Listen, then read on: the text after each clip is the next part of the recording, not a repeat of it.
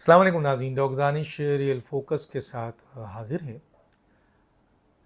तफसीली फ़ैसला आ गया और तफसीली फ़ैसले में आपने देखा कि किस तरीके से उन्होंने ज्यूरिडिक्शन, तफसील से मैंने फ़ैसला पढ़ा तो मुझे पता चला कि उसमें 3 ज्यूरिडिक्शन इस्तेमाल किए। 19 जो है वो राइट टू इन्फॉर्मेशन है, दूसरी है 17 और वो है पार्टी इस्टेब्लिश होती है कि कोई भी सियासी जमात है, रजिस्टर्ड है, पार्टी है। तीसरा उन्होंने 187 को कि कंप्लीट जस्टिस। देखिए, कंप्लीट जस्टिस को ऑलरेडी इन्होंने सेटिसाइड किया हुआ था, लेकिन इसके बावजूद अगर कंप्लीट जस्टिस की बात आप करेंगे तो कंप्लीट जस्टिस जो है उसके लिए आपको ये देखना पड़ेगा कि आइन के दूसरे आर्टिकल तो मुतसादिम नहीं हो रहे। अब 17 आपके लिए इम्पॉर्टेंट है क्योंकि उसमें सियासी जमात का जिक्र है, तो पीटीआई भी सियासी जमात है, बिल्कुल सही है।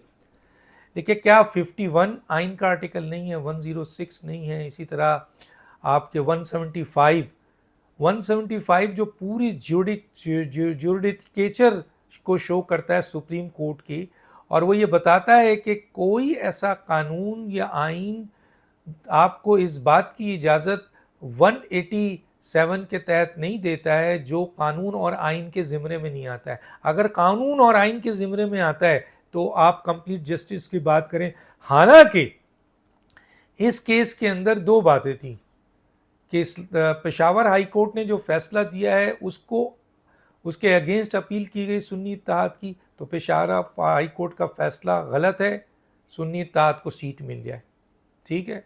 या सुन्नी इत्तेहाद ने जो पिटीशन दी कि जनाब ये हमारा हक़ है, हमें दिया जाए, तो सुप्रीम कोर्ट का हक़ है कि वो ये कहे कि जी बिल्कुल हक़ है, आपको सारा दिया जाए और या नहीं दिया जाए। लेकिन आप री राइटिंग ऑफ द कॉन्स्टिट्यूशन नहीं कर सकते। उसके बाद आप ये देखिए कि ये जो जजेस हैं, माजरत के साथ 8 रुकनी बेंच, किस तरीके से इन्होंने जल्दबाजी की है, जिस पे चीफ जस्टिस ने इनसे सवाल कर लिया है कि भाई आपने अगर इलेक्शन कमीशन की नज़रियाती जो अपील थी उसके ऊपर आपने कौन सा बेंच बनाया, क्या आपने जो ये एक कमेटी है इस सिलसिले के लिए जो बेंच कॉन्स्टिट्यूट करती है उसको इन्फॉर्म किया, और क्या आपने बाज़ाब्ता सुप्रीम कोर्ट में इसकी हेयरिंग की, इलेक्शन कमीशन को आपने बुलाया, तो इसमें तो कुछ भी नहीं, कहीं कुछ नहीं है। अब आपको इसका जवाब देना है तो आपने जवाब देने के बजाय तफसीली फ़ैसला दाखिल कर दिया, और इस कमेटी से जो कि ऑर्डिनेंस के ज़रिए एक कानून पास कर सकता है सदर, कि वो ऑर्डिनेंस निकाल सकता है, और इस ऑर्डिनेंस के तहत उसने कमेटी को ये इख्तियार दे दिया कि चीफ जस्टिस के अलावा सीनियर मोस्ट जज होंगे और दूसरा जज जो है वो चीफ जस्टिस की रिकमेंडेशन पे होगा। इससे पहले एक जज, जस्टिस साकिब आपके जो निसार थे, जस्टिस इफ्तिखार थे, जस्टिस ज़हीर थे, जस्टिस आपके जो दूसरे एक और जज हैं बंदयाल, वो अकेले ये फैसला करते थे, तो उस पर तो कोई तकलीफ नहीं थी किसी को, किसी ने ऑब्जेक्शन नहीं किया। आज अगर चीफ जस्टिस को, इस कमेटी को ये इख्तियार दिया है तरमीम में कि चीफ जस्टिस एक सीनियर मोस्ट अपने साथ रखे और एक किसी और को सुप्रीम कोर्ट के बदलता रहे, किसी को लेता रहे, उस पर जस्टिस मंसूर साहब ने, जो कि अभी सिर्फ एक जस्टिस हैं, अभी चीफ जस्टिस नहीं बने हैं, उन्होंने उस कमेटी में बैठने से इनकार कर दिया और कहते हैं मुनीब अख्तर को आपने कैसे निकाला। मतलब इस तरह जजेस करते हैं, इस तरह उनका अंदाज होता है। उनको अपनी बात करनी चाहिए, और जिसको हटाया है नहीं ले रहे हैं वो अपनी बात करें। आप इस बुनियाद पे कि इसको तुमने नहीं लिया मैं नहीं बैठूंगा कमेटी में, मतलब ये कहीं का दस्तूर है? किसी अदालत में जजेस का ये दस्तूर देखा है आपने? बिल्कुल नहीं देखा होगा। दूसरा ये है कि आप अपने साथी जज जिन्होंने आपसे इख्तलाफी नोट रखा और आपसे कहा कि आपने री राइटिंग ऑफ द कॉन्स्टिट्यूशन किया है, और ऐसे फैसले जो हैं वो आइनी इदारे मानने के पाबंद नहीं हैं, और इस पर जजमेंट भी मौजूद है, उस पर आप कह रहे हैं कि ये शाइस्तगी से बढ़ गए हैं, इन्होंने कानून को वायलेट किया है, इन्होंने सुप्रीम कोर्ट की धज्जियां बिखेर दी हैं। हालांकि अनकॉन्स्टिट्यूशनल अनलॉफुल फैसले की बुनियाद पर आपने सुप्रीम कोर्ट की धज्जियां बिखेरी हैं, लेकिन आप उन पे इल्ज़ाम दे रहे हैं। अब सवाल ये पैदा होता है कि ये जो फैसला है, जो लार्जर फैसला है, ये सिर्फ फेस सेविंग है। इनके पास कोई प्रॉपर आइनी वजाहत, आइनी जुरिडिक्शन नहीं है जिसकी बुनियाद पर یہ اپنے اس فیصلے کو انڈورس کر سکیں, ثابت کر سکیں انہوں نے قانونی فیصلہ دیا ہے. ماں سوائے انہوں نے 17 کا نمبر لیا, آرٹیکل 17 کا, 19 کا اور 187 کا, جس کے بارے میں بتا چکا ہوں کہ 187 اسی وقت ہو سکتا ہے, اس کا ایک 175 بھی ہے کہ قانون اور آئین کے مطابق ہو, تب تو آپ کمپلیٹ جسٹس کر سکتے ہیں, اور یہاں قانون اور آئین کے مطابق آپ نہیں کر رہے.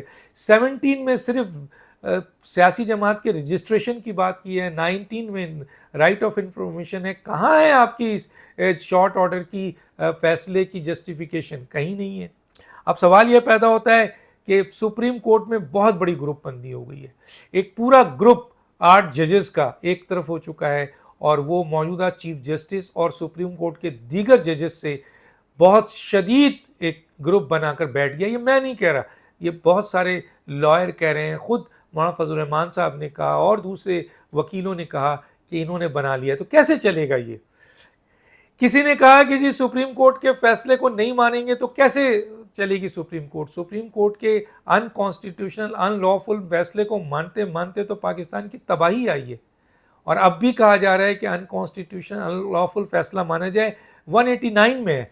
میں تو کہتا ہوں پارلیمنٹ سے 189 کی فوری طور پر ترمیم کرے, اس اصلاحات میں شامل کریں کہ 189 جو ہے وہ آپ کے اس میں کہ کانسٹیٹیوشنل فیصلہ مانے گی آئینی ادارے, اور آپ کی حکومت ان کانسٹیٹیوشن نہیں فیصلہ مانے گی. ہے تو یہی, لیکن سپریم کورٹ کہتی ہے کہ جو کر دیا وہ مانو. اب سوال یہ پیدا ہوتا ہے کہ اب ان کانسٹیٹیوشنل ان لافل فیصلہ جو آپ نے 63A کا کیا, نواز شریف صاحب کا کیا 62(1)F میں, پھر آپ نے یوسف رضا گیلانی کا کیا, راجہ پرویز کا, بہت سارے لوگوں کا, ایون آپ نے نواز شریف کا جو ہے وہ اس کا ذوالفقار علی بھٹو ہو گیا. تو بالکل یہ سپریم کورٹ میں جو گروپنگ ہے, اس گروپنگ نے خاص طور پہ ایسی گروپنگ آج تک, پہلے بھی گروپنگ رہی ہے, لیکن ایسی گروپنگ جو یہ 8 ججز کرنے جا رہے ہیں, اس نے تو ہلا کر رکھ دیا ہے. ایک آدمی کو کل سو موٹو کا اختیار تھا تو آپ میں سے کوئی نہیں بولا, آج اگر ایک کمیٹی کو اس نے اپنی طاقت دے دی ہے چیف جسٹس نے, اور اس کے ساتھ ساتھ اس کو صدر نے اپنے آئینی اور قانونی اختیارات کی بنیاد پر یہ اختیار دیا ہے کہ آپ ایک ججز سینئر رکھیں کمیٹی میں اور ایک آپ کسی اور کو نامزد کریں, آپ کو اختیار دیتے ہیں اور چینج کرتے رہیں. تو اس میں کیا ان سے قیامت آ گئی ہے؟ آپ نہیں بیٹھ رہے, میں نہیں بیٹھوں گا, تو یہ سب چیز نہیں ہوتی ہے. اور اس سلسلے میں اب جو امپورٹنٹ بات ہے وہ یہ ہے کہ الیکشن کمیشن کو کہا جا رہا ہے کہ سپریم کورٹ میں دوبارہ رجوع کرنے جا رہے ہیں. کیوں بھائی؟ آپ گئے تو تھے, آپ کو انہوں نے سنا ہی نہیں, اور ایک وضاحت جو انہوں نے جاری کر دی, اور اس وضاحت کی بنیاد پر آپ جو ہیں وہ بیٹھے ہوئے. ایک طرف قانون بنا ہوا ہے آپ کا پارلیمنٹ کا, اور دوسری طرف آپ کا یہ ان کانسٹیٹیوشنل فیصلہ ہے جس کی وضاحت آپ خود مان رہے ہیں. تو جب آپ اس جو وہ فیصلہ ہوا ہے عدالتی, اس کی آپ وضاحت مانگ رہے ہیں اور جو نہیں مل رہی ہے آپ کو, تو پھر آپ کو اپنا ایک انڈیپینڈنٹ راستہ اختیار کرنا ہے, اور فوری طور پر جس طرح جسٹس ایائی نے کہا کہ 7 دن کے اندر آپ ریزرو سیٹ کی نوٹیفیکیشن نکالیں, بالکل نکالیں, کیونکہ قانون آلریڈی بنا ہوا اور آپ کو اسپیکر نے خط بھی لکھا ہوا ہے. تو اتنے کمزور نہ بنے, آپ ایک آئینی ادارہ ہیں, انڈیپینڈنٹ ادارہ ہیں, آپ بھی سپریم کورٹ کے ججز کے لیول کے لوگ ہیں, آپ کو آئین اور قانون کو فالو کرنا چاہیے, اور آئین اور قانون جو کہتا ہے اس کے اوپر آپ جواب دیں ہیں, آپ جواب دیں. ایک طرف آپ اس فیصلے کو ان کانسٹیٹیوشنل مانتے ہیں, وضاحت مانگتے ہیں, دوسری طرف پارلیمنٹ قانون سازی کرتی ہے, خط لکھتی ہے, آپ ہولڈ کیے ہوئے ہیں. یہ بھی غلط ہے. فوری طور پر الیکشن کمیشن آئینی راستہ لے, کسی دباؤ میں نہیں آئے اور فیصلہ دے. ڈاکٹر دانش کو یاد دیجیے. اللہ حافظ.